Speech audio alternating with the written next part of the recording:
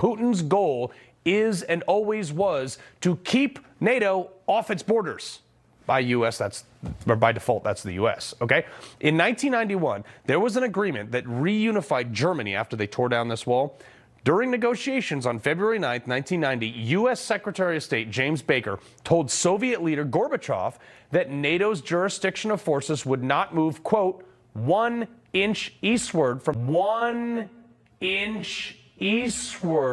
their current position if the Soviets accepted German unification in NATO. Now, fast forward to 1994. When Clinton signed off on expanding NATO. And in 1999, Hungary, Poland, and the Czech Republic officially joined NATO. Russia wasn't happy and had their objections, but they actually had no leverage to negotiate because they had just collapsed as the Soviet Union. Fast forward to 2004, where Lithuania, Latvia, and Estonia, two of which share a border with Russia, also adding Romania, Bulgaria, Slovakia, and Slovenia to NATO. And Russia, again, was super ticked off about this. And they said, hold up, this is not what we agreed to. NATO didn't care. Then, in April of 2008, at the NATO summit, a bunch of leaders issued a declaration that signaled a, quote, strong support of Ukraine and Georgia to eventually join NATO. Two more countries that border Russia, as you can see.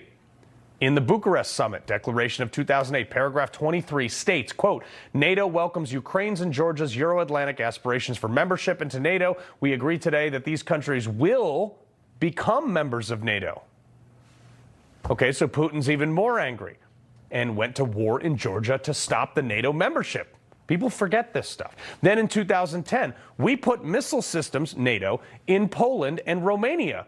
And the Ukraine president, Yanukovych, was expressly elected on neutrality in Ukraine, which Putin was cool with. But Russia and Ukraine were simultaneously negotiating a 25-year lease in Crimea for a Russian naval base. But then in 2014, while the U.S. tried to overthrow the Ukrainian leaders, which would have potentially put the Russian base there in jeopardy, those negotiations led to Russia taking control of Crimea because they were like, we're not going to deal with this anymore. Keep in mind, Russia had also invested heavily in natural gas in the region, and Ukraine was pumping most of it over to the EU now rather than Russia. Then you had the Minsk agreements that NATO gave autonomy to Russian-speaking bordering areas like the Donbass, the eastern side of Ukraine. And then the U.S. and Ukraine just decided not to enforce that. Then in January of 2022, Anthony Blinken, Biden's Secretary of State, tells Russian Foreign Minister Lavrov that the U.S. reserves the right to put missile systems in Ukraine. 1 month later, Russia invaded Ukraine. Raise your hand if you saw that coming.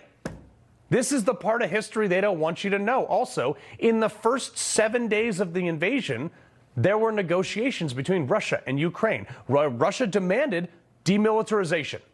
And what happened?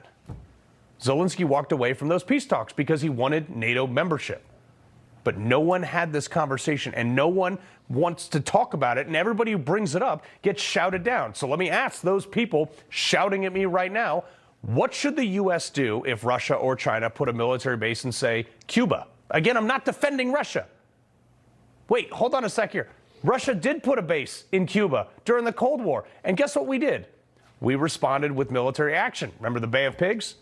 How would you feel if China put a military base on the Canadian side of Niagara Falls or in Tijuana, Mexico? Again, not excusing what Russia's actions here, but these are important historical sentiments that we should understand because that's how Putin is thinking if we really want to get to the bottom of peace here.